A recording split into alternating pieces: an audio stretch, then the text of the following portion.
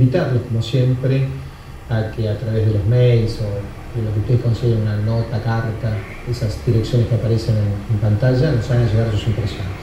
Vamos a leer uno de estas mails que han llegado, que dice así: consulta para Julio César Lavaqué. Hola, quisiera hacerle una consulta al licenciado Julio César Lavaqué. ¿Cómo hacer para mantener la esperanza y la fe en Dios cuando estamos viendo a la persona que más amamos padeciendo algún tipo de enfermedad terminal? ¿Cómo hacer para soportar tanto dolor? ¿Hay que resignarse y aceptar el final? ¿O seguir rogándole a Dios un milagro? Si usted puede en algún momento contestarme por escrito, estaré enormemente agradecida. Quiero decirle que lo admiro muchísimo y me encantan las reflexiones que hace en su programa. Mi nombre es Luciana, tengo 35 años y soy de Berisso, provincia de Buenos Aires. Carlos, para Luciana, primero agradecerle el mail, agradecerle la confianza de hacer esa consulta, y le sugiero por ahora que espere un poquito. En uno de estos próximos programas vamos a tratar expresamente de este gran tema del dolor y del mal. Espero que algo podamos aportar. Ok. Nos han pedido muchísimos de ustedes los horarios, así que los vamos a reiterar, y son: se estrena el programa los jueves a las 16 horas y se repite el jueves a las 22 horas. Este programa a las 22 horas de los jueves va por DirecTV. Los viernes a las 2. En DirecTV, en el número 351. 351. Los programas de Cablevisión, número 21. En el día 21. Decíamos entonces jueves a las 16 y a las 22 horas, y lo repite los jueves a las 22 horas DirecTV por 351. Los viernes a las 2 de la mañana y los viernes a las 10 de la mañana. Los sábados a las 8 y a las 18 y los domingos a las 2 de la mañana. Bueno, los invitamos a acompañarnos y muchísimas gracias, porque son muchísima gente que nos hace llegar sus comentarios y siempre son cosas lindas. Y hoy el tema que vamos a hacer es no dañarnos con nuestros propios proyectos. Todo el mundo tiene proyectos y bueno, ¿cómo hacer para no dañarnos con nuestros propios proyectos? Pareciera una cierta picardía plantearlo así, no dañarnos con nuestros propios proyectos, cuando en realidad, como vos has dado a entender, necesitamos vivir con proyectos. Pero hay situaciones en que puede ocurrir que nos hagamos daño con nuestros propios proyectos. Tomemos un caso: un padre que tiene 2, 3 hijos, y aunque quiera o no quiera, de alguna manera proyecta algo, imagina cómo quiere, anhela que sea la vida de sus hijos, que sean sanos, que tengan una buena pareja, que tengan un hogar feliz, que tengan un trabajo, una profesión, y no siempre se cumple. ¿Cómo hacer cuando uno tiene proyectos y no se cumplen? Hay un peligro en poder dañarlos. Yo he creado un comercio y resulta que no viene gente a comprar y el comercio no funciona, el juego de costos de adquisición de material y de venta no proporciona ganancias suficientes, y entonces uno no se siente tan cómodo. Y como eso podríamos decir pequeñeces, mi hijo tiene un examen y no lo aprueba. Estas cosas son contradicciones que no podemos evitar en la vida, porque es imposible imaginar un mundo donde todo salga absolutamente bien y como lo hemos proyectado. Ojalá, pero no existe ese mundo. El peligro está en que ante esas contradicciones que generan nuestros proyectos que no se cumplen o que no se cumplen de la manera que lo esperábamos, está en que una cuota normal de malestar o de dolor es comprensible. Pretender que una persona tenga un revés y no sienta ningún nivel de dolor es casi inhumano, porque la reacción emocional existe y es espontánea, y ante una frustración, ante un proyecto que no se cumple, es normal que uno experimente esa merma de la autoestima, ese sentimiento de dolor. Ahora, otra cosa sería, y es sobre lo que queremos de alguna manera conversar, hundirnos en el dolor. Y que entonces el fracaso de ese proyecto se convierta en el fracaso de nuestra vida. Nos sentimos totalmente perdidos hasta llegar a sentir que no nos es posible vivir. Y esto ya es demasiado, yo diría, sin exagerar, dramático o trágico, porque necesitamos vivir y vivir humanamente felices. De ahí la importancia de que no nos destruyan nuestros propios proyectos. Hay un viejo refrán que dice, de los tiempos de la cristiandad, que dice: el hombre propone y Dios dispone. Yo creo que sigue teniendo valor, para los creyentes de una manera, para los no creyentes de otra manera. Para un creyente es muy importante tener ese respaldo final de la confianza en Dios, de que si esto no salió, de todos modos vale mi buena voluntad, vale el empeño, y de alguna manera me es reconocido lo que yo he luchado para que esto se produzca o para que esto sea lo mejor posible. Y me queda el consuelo de que si en última instancia no lo logro, en alguna forma estoy acompañado por ese Dios que le devuelve el sentido a cada situación de mi vida, también a la situación de dolor. Y el no creyente necesita también encontrar una razón equivalente. No será la confianza en Dios, será un poco la confianza en el fatum, el destino de los griegos, pero de alguna manera también hay que encontrarle un respaldo para ese momento.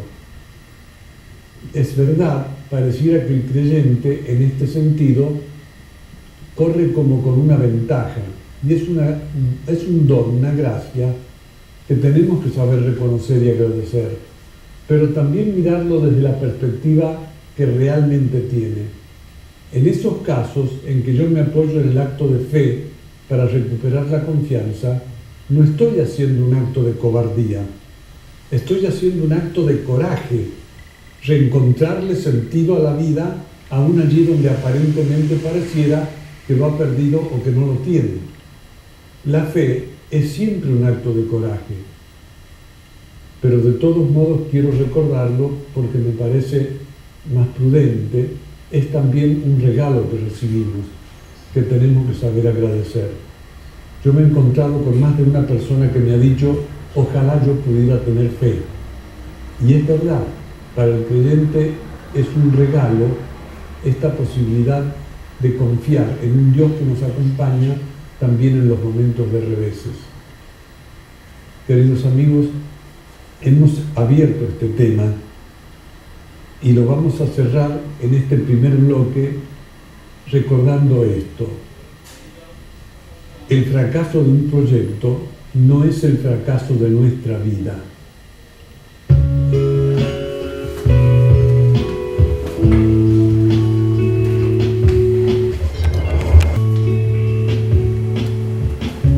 Vamos a dar dos mensajes más que nos han llegado. Uno dice así: felicitaciones. Es un placer escuchar al doctor Lavaqué. Es clarísimo su mensaje. Gracias. Patricia, una docente en secundaria. Y otro que nos dice así: consulta, licenciado Julio Lavaqué. Licenciado, buenas tardes. Veo con frecuencia sus programas y encuentro mucha claridad en sus pensamientos. Si bien vivo en Córdoba, si fuera posible, quiero hacer algunas consultas con usted, porque tengo la posibilidad de viajar si usted pudiera recibirme. Y fundamentalmente, porque me inspiran confianza sus reflexiones. Y prefiero viajar a hablar con usted, que ya sé que piensa bien, que dar vueltas con alguien que yo no sepa cómo piensa. Vale la pena viajar, yo creo que sí.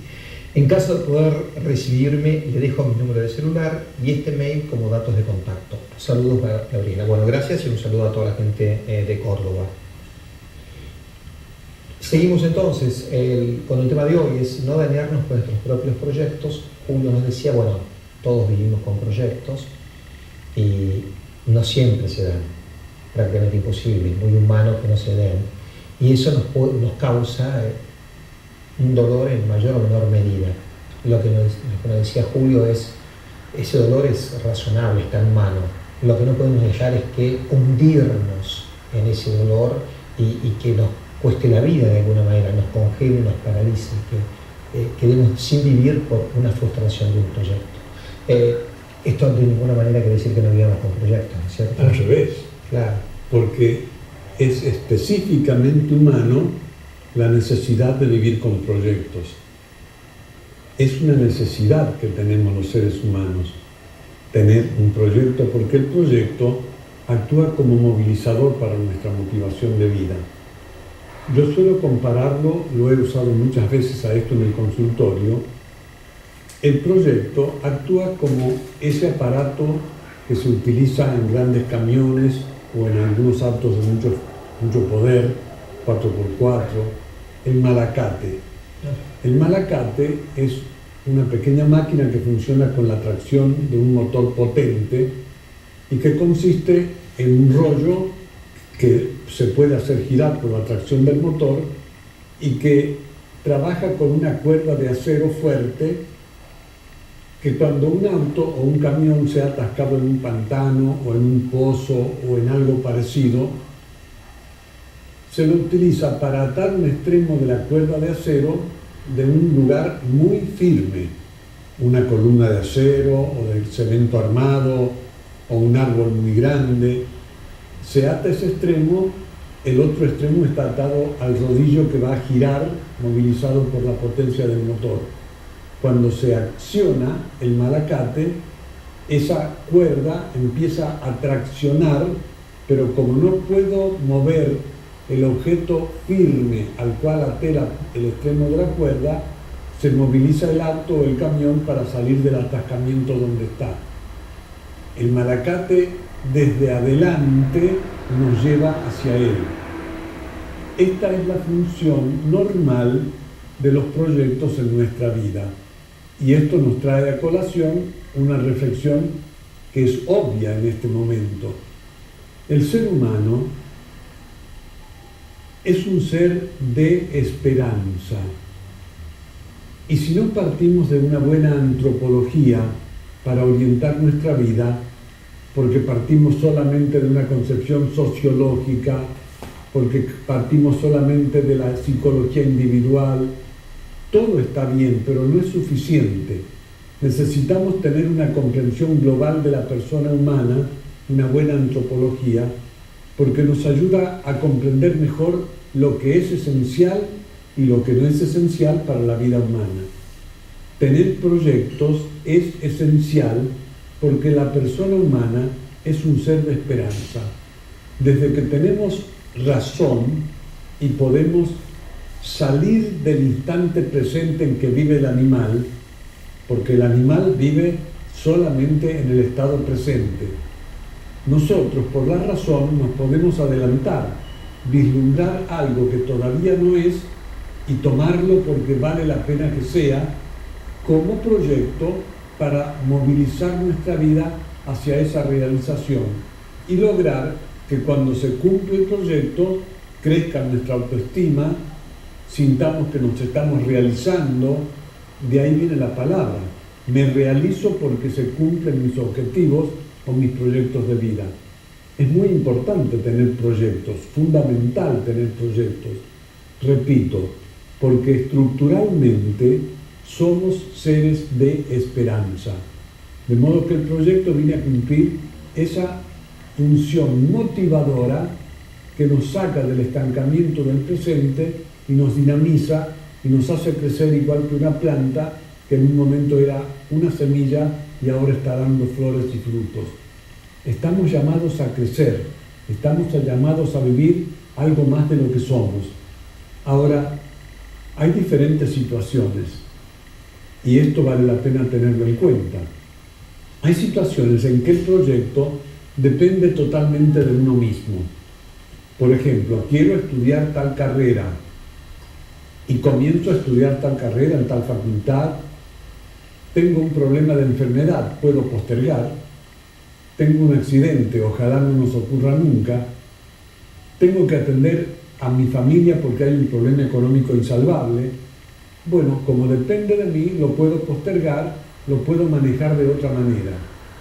Pero el proyecto no me ahoga, yo manejo el proyecto. Hay otros casos en que el proyecto depende de factores externos y a veces de muchos factores externos. Yo recuerdo con cierta nostalgia la librería que me proveía de mis libros, porque me conocía ya la librera, una mujer muy agradable. Yo iba frecuentemente, revisaba lo que tenía, o le decía encárgueme o encárgame tal libro de tal autor, de tal editorial. Resultó que la zona donde estaba ubicada esa librería, la verdad, no era del todo favorable para esa mercadería, para libros. Y después de un par de años luchando, tratando de más de 2 años, varios años, 4 años, tuvo que cerrar porque no funcionaba. Cuando no depende de nosotros, sino que depende de muchos factores externos, tenemos que tener mucha flexibilidad para saber hasta dónde llega el proyecto, cómo lo debemos modificar o cómo tenemos que cambiar el proyecto, porque ya no depende de nosotros. Entonces reconvierto la librería en otra posibilidad, si la librería no funciona. Esto puede pasar, esto pasa. Tenemos que tener la flexibilidad para modificar o simplemente para cambiar y pasar a otro proyecto. Y tercero, hay situaciones, dije primero cuando todo depende de mí, de alguna manera, estudiar una carrera. Otros casos en que todo depende en el proyecto de circunstancias externas que yo no puedo controlar y definir. Y tercero, cuando depende de la libertad del otro. Yo no puedo decidir la vida de mis hijos totalmente, no puedo. Y ahí viene el caso, o no puedo retener a mi pareja, a mi mujer, a mi marido, o a mi novio, a mi novia, porque depende de su libertad y yo no puedo obligarlo a amarme. Es dramático lo que estoy diciendo. Pero ante estos casos en que el proyecto depende de la libertad de otro, me quedan pocas alternativas. O lo acepto y colaboro con esa vida que decide un camino distinto del que yo había proyectado, o me resiento y me enojo y vivo amargado, y peor si es un hijo o si es una expareja. Corto la relación y genero un clima de hostigamiento total, no nos sirve. Cuando depende de la libertad de otro, tenemos que tener la flexibilidad de aceptar, después de haber hecho todo lo posible de salvar el proyecto, pero si no es posible salvarlo, tenemos que tener la flexibilidad de aceptar que es así y no pudo ser de otra manera. Y acá no quiero terminar este bloque sin recordar una palabra. Cuánta necesidad tenemos de discernimiento, esa capacidad de reflexionar para darme cuenta de cuál es la realidad. Y me recuerda aquella famosa brevísima oración para los creyentes y para los no creyentes, porque vale para todos, que se le atribuye a San Francisco de Asís. Dame, Señor, fortaleza para cambiar todo lo que puedo cambiar. Dame, Señor, mansedumbre para aceptar todo lo que no puedo cambiar. Y dame, Señor, sabiduría para distinguir lo uno de lo otro.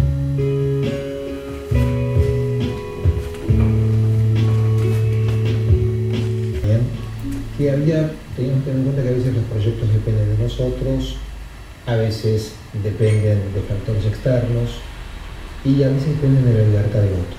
Y terminado diciéndonos lo importante que es poder discernir, digamos, entre lo evitable y lo no evitable, donde uno puede. Ahí como economista, digamos, nosotros tenemos un dicho, ¿no? Los proyectos, si estamos hablando del campo económico, de alguna manera el campo material, es la clave para que un proyecto funcione y el día de mañana pueda tener éxito, está en el diagnóstico. Cuando el diagnóstico está bien hecho, hay muchísimas posibilidades que el proyecto funcione.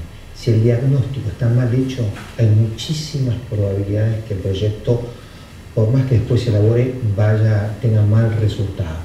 Estamos hablando del campo material. Pero qué bueno, Carlos. Porque ese diagnóstico que mencionas vos en lo económico, en lo humano es el discernimiento del cual yo hablé recién. Exacto. Qué lindo cómo se conjugan desde distintos campos las mismas modalidades de actitud. Sí. Quería decirlo por esto, justamente lo que estás diciendo del discernimiento es, hablaba Julio del rol, que todos somos seres en la esperanza. Me acordaba de un prólogo de un libro de Ansel Grum, Castro Cubels creo que es el que lo escribe, y dice, los seres somos seres en el tiempo, cuando somos jóvenes, el tiempo no lo tenemos en cuenta, pero después con los años, lo puedo hablar por experiencia propia, empezamos a ser seres temporales. Ya en el umbral de los 40 empezamos. Y decía, cuando somos también más jóvenes, hasta los 40, el umbral, somos seres a la espera. Quizás de un proyecto que sea recibirnos, un proyecto que sea casarnos, un proyecto de tener una casa. Pero pasado ese umbral, porque uno por ahí, si tiene suerte o no de haberlo obtenido, ya no somos tan seres a la espera de algo, sino seres de la esperanza. Es como que tenemos que discernir que nuestro proyecto de vida o el sentido pueda tener una meta quizás más alta. Pero bueno, volviendo a y volviendo a esto que decimos, discernir. La clave que decía Julio es discernir. Es decir, no es lo mismo un proyecto económico, un diagnóstico. El diagnóstico, como tener en cuenta la realidad del otro, mía, es fundamental. Pero tener en cuenta las diferencias, ¿no? Estas son diferencias. Pero bueno, nos quedamos con este tema de este discernir, digamos, ¿no? Para que no nos dañen nuestros proyectos. De acuerdo. Y vamos a hacer una pregunta. ¿Por qué nos aferraremos tanto o nos aferramos tanto a lo imposible? Porque es algo que también nos pasa. Nos daña y nos lastima. Yo tengo un pequeño recuerdo que lo quiero contar porque me siento hasta más cómodo por sentirme más pequeñamente criatura. Yo era estudiante de psicología, estoy hablando de unos años atrás, y recuerdo que estaba en cuarto año y tenía que rendir una materia que era bastante pesada, psicopatología, y había 2 mesas en 2 días consecutivos. Yo anoté en qué fecha me había inscrito, para qué mesa, pero se ve que lo pasé mal a mi agenda. En lugar del día 13, yo fui a rendir el día 14, pero yo estaba en la lista del día 13. Me presenté a rendir y me dijeron, señor, usted no figura en la lista. Me había preparado con un esfuerzo grande. Usted no figura en la lista, usted está en la lista de ayer, y usted ayer está ausente. Pedí hablar con la secretaria académica, llegué a hablar con el decano, quería ver si podía subsanar, era imposible, ya estaba ausente y no podía emborronear el acta de exámenes y el libro de actas de exámenes para que yo rindiera mi examen. Tuve que aceptar que no iba a poder rendir y pasé para otro turno.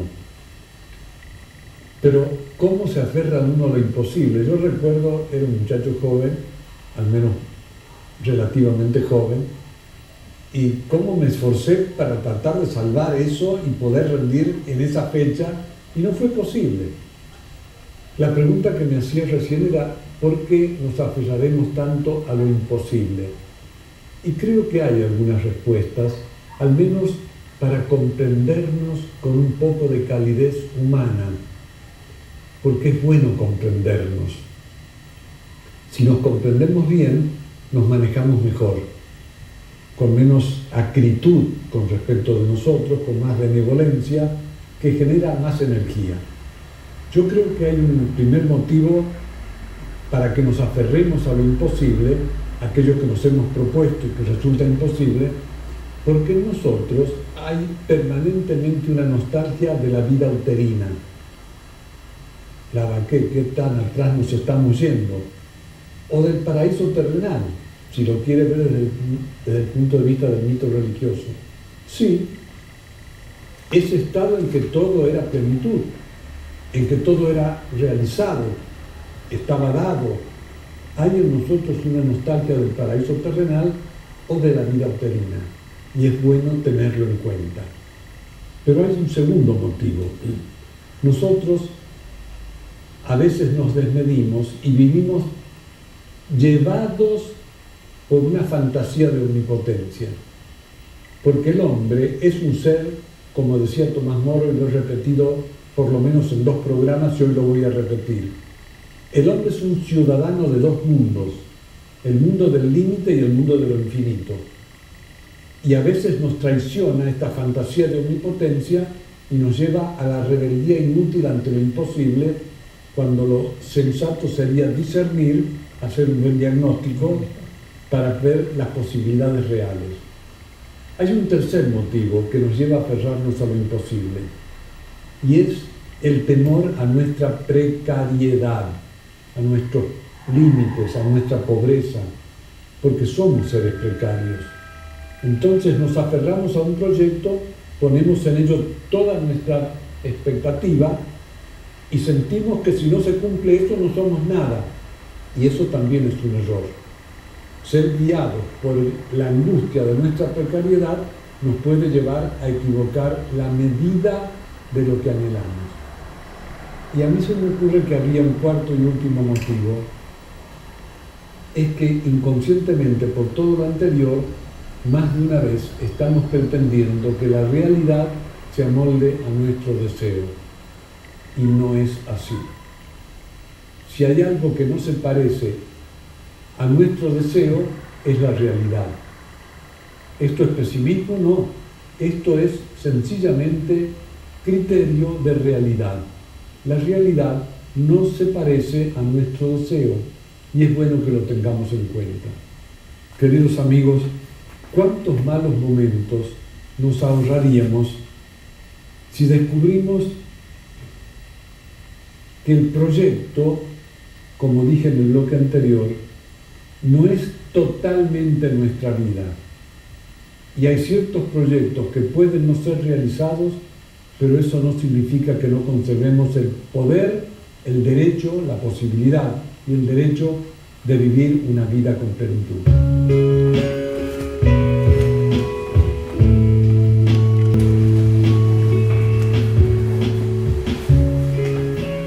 Uno decía en el bloque anterior el tema de esto, cuando nos aferramos a lo imposible, nos obstinamos.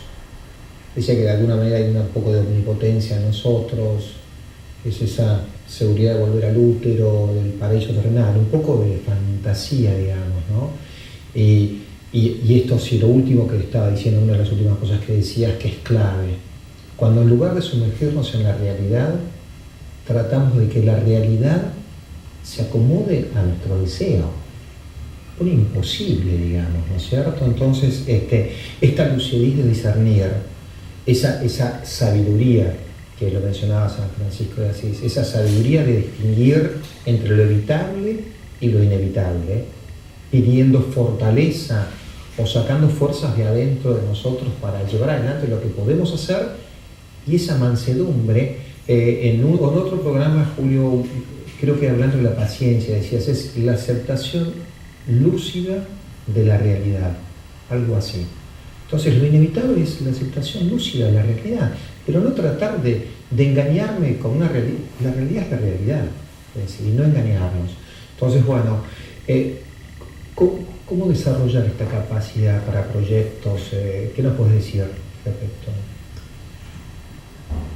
Yo haría todavía una pregunta, Carlos.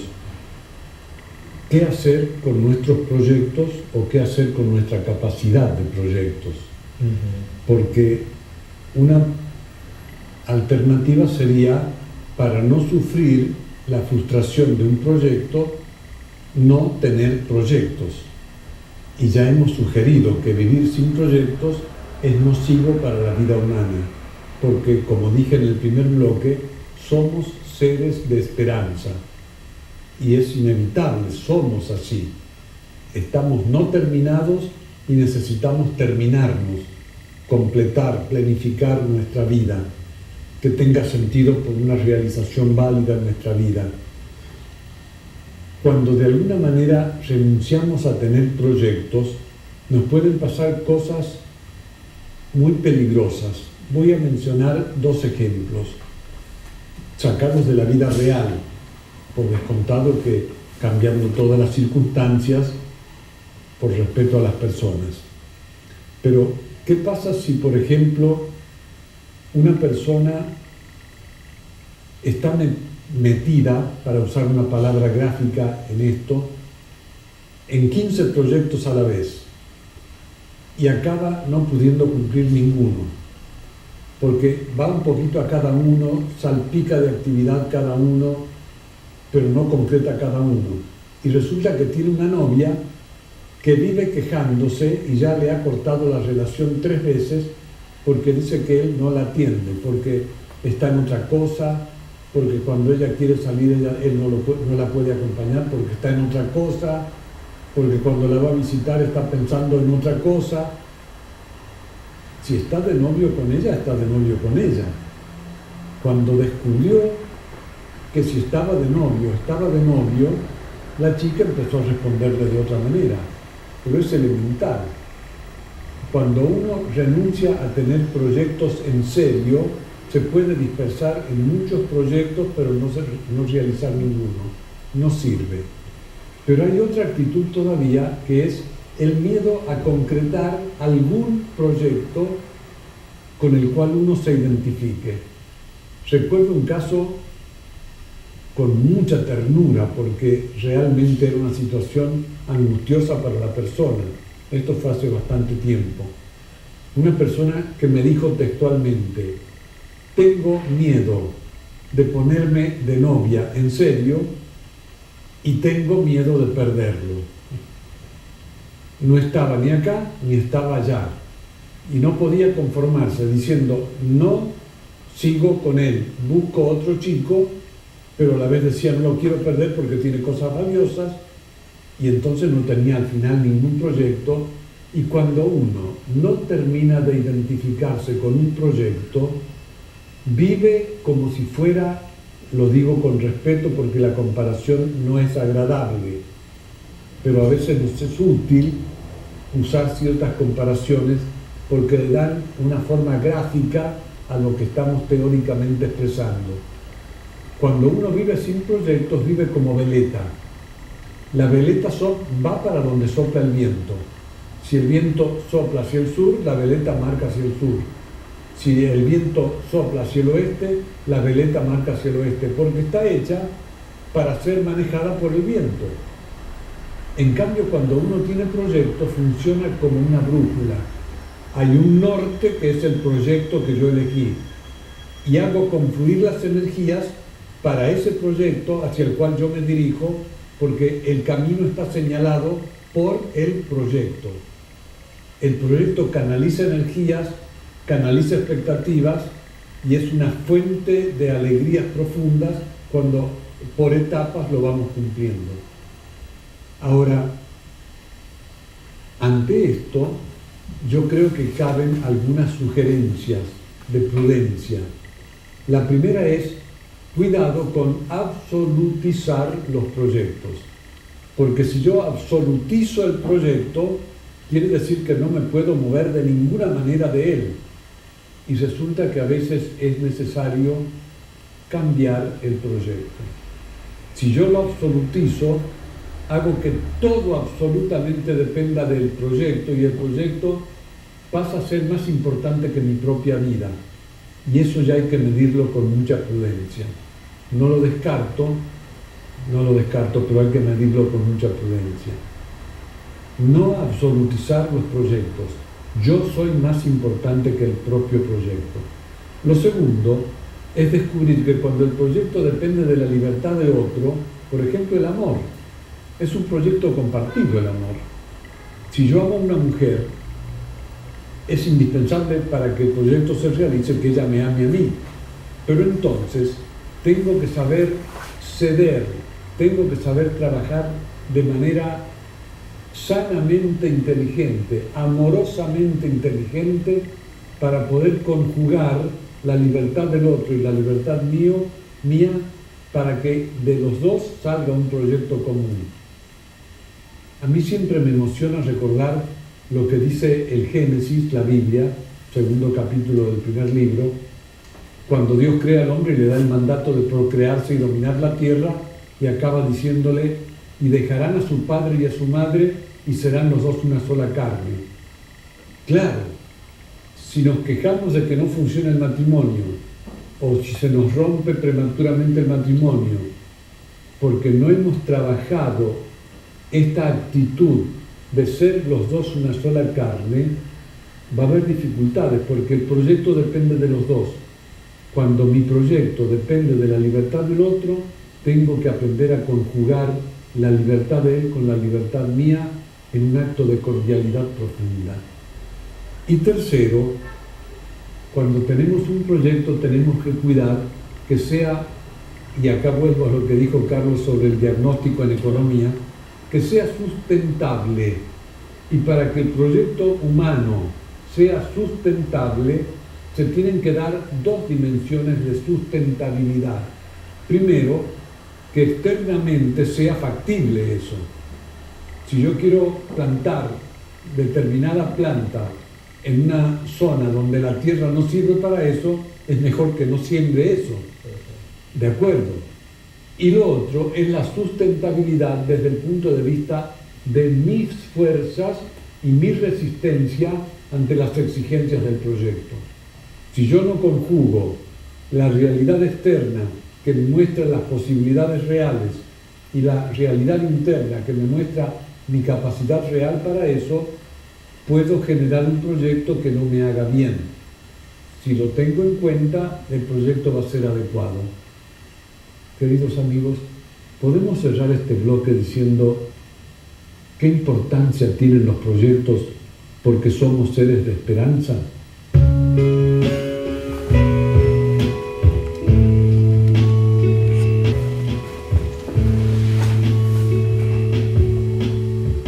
Llegamos al final de este programa, ¿no? ¿Cómo hacer para que no nos vayan nuestros proyectos?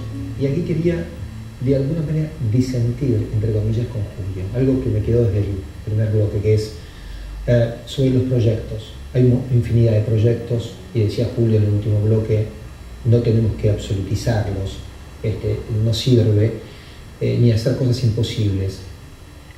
Y dijo en un momento un dicho que es: el hombre propone y Dios dispone. Yo diría que sí, en estos proyectos de una carrera, de un triunfo, en una carrera profesional o en distintas actividades artísticas, lo que fuera, sí, el hombre propone y Dios dispone. Pero hay un proyecto que no es de hacer cosas o de tener cosas, sino que hay un proyecto con mayúscula, que es el proyecto de ser. Ser, no tal o cual cosa, sino ser con mayúsculas uno mismo. Y ahí Dios nos lo propone y somos nosotros los que disponemos a aceptarlo o hacerlo carne. Es por ahí muy elevado. Julio tiene esta capacidad de aplicar y bajarlo a lo práctico. A mí, yo soy medio soñador, me voy con lo abstracto, pero quizás discernir entre esos proyectos que los tenemos, que nos mueven, son nuestras brújulas y cotidianamente nos hacen levantarnos cada mañana. Pero hay un proyecto que es ser uno mismo. Es la mejor manera de ayudarnos y ayudar a los demás. Pero bueno, llegamos al final de no dañarnos con nuestros propios proyectos. Así que me alegro de tu disidencia, porque has dicho una cosa bellísima. Ahí se juega todo el tema de la libertad. Ahí tenés razón, lo has dicho de una manera bellísima y simple. Dios propone, y el que dispone de su libertad para ser en serio es cada uno de nosotros. Creo que ese va a ser el tema de algún programa. Gracias. No, porque te lo voy a mandar por un mail por las dudas para que lo Bueno, y vamos a ir cerrando el programa. Si nos damos cuenta, hemos estado hablando todo el tiempo de eso que hoy en día se llama con un nombre especial, y vale la pena. Es el tema de la resiliencia. La palabra resiliencia, que es la capacidad de reconstituirse ante una eventualidad negativa para volver a adquirir la propia forma ideal o normal, en realidad viene de la ingeniería. Originalmente se hablaba de resiliencia de materiales, de acuerdo a que el material tuviera mayor o menor flexibilidad. Y en esto vale la pena aplicarlo a esto que estamos reflexionando sobre los proyectos. Yo puedo vivir un proyecto de una manera, de otra o de otra.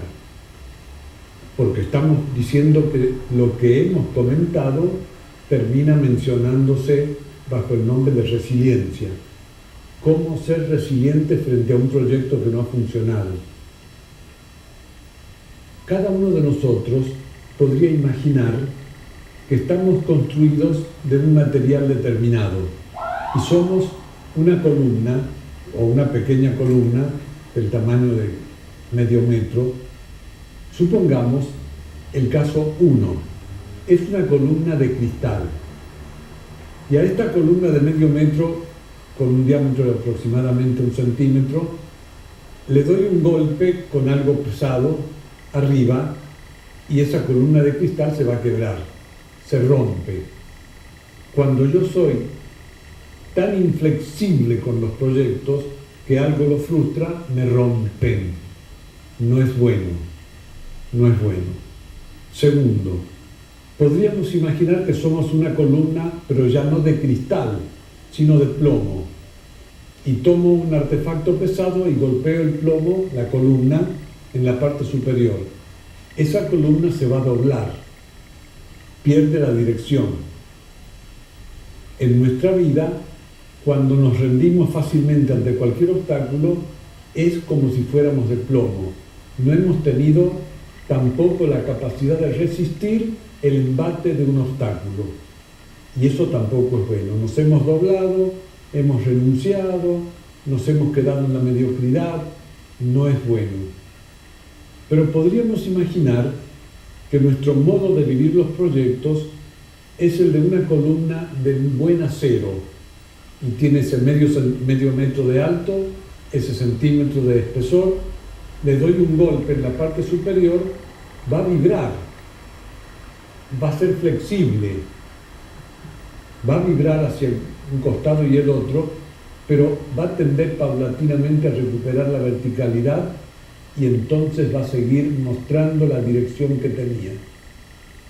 Qué bueno cuando nuestra manera de vivir proyectos tiene la resiliencia de una columna buena, de buen acero, porque somos capaces de aceptar los desafíos, los embates, las contradicciones que la realidad nos plantea, pero ni nos rompemos ni nos doblamos. Podemos ser flexibles, soportar el vendaval y volver a tomar la posición que nos corresponde manteniendo el proyecto. Queridos amigos, cuando no hacemos esto, nos rebelamos porque en el fondo o nos sentimos tan criaturas que nos reducimos de una forma irracional a ser incapaces, renunciando a todo. Y no nos sirve, porque volvemos a repetir lo que dijimos al principio. Somos seres de esperanza. Pero lo otro es tener la flexibilidad de criaturas. Cuando nos empecinamos es porque estamos absolutizando algo con una actitud que ya no es propia de criaturas. Y una buena antropología, dijimos, es la base para manejarnos con cordura. Somos criaturas, somos seres limitados, no podemos todo, pero es posible que podamos mucho más de lo que a veces creemos si lo trabajamos con la flexibilidad necesaria de criaturas. Hay una frase de un autor que seguramente cuando lo nombre va a ser recordado por ustedes, porque alguna vez lo habremos escuchado nombrar, por lo menos en la Argentina, Almafuerte. Aquella famosa frase, no dejarnos vencer ni aún vencidos. Qué bueno, cuánta energía, cuánta voluntad de vivir, cuánta sensatez, cuánto discernimiento hay en la profundidad de esta afirmación. No dejarnos vencer ni aún vencidos. Siempre podemos encontrar una forma de recuperar el proyecto que nos habíamos propuesto o el otro por el cual lo cambiamos cuando la realidad de criaturas nos muestra que ese proyecto no fue posible. El proyecto es muy importante, pero termino con la frase que en algún momento dije. Pero no es más importante que nuestra vida. En lo que he recorrido de la historia, hay un caso en que debo admitir que el proyecto era tan importante como la vida. A mí me ha conmovido, doy gracias por tener fe cristiana, pero Cristo, Jesús, dio su vida por su proyecto. Esa fue la pasión de su proyecto. No todos nuestros proyectos son tan absolutos. Tenemos que saber discernir porque necesitamos vivir de proyectos que sean sustentables para que sintamos que nos vamos realizando. Nos deseo a todos que tengamos buenos proyectos para vivir.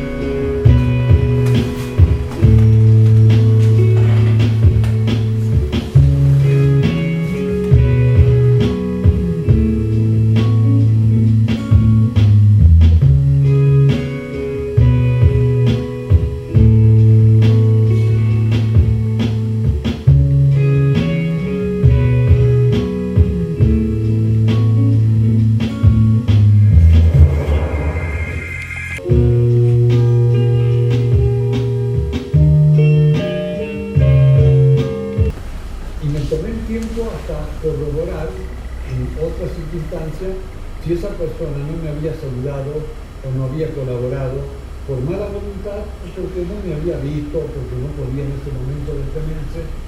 De los 10 casos pude comprobar que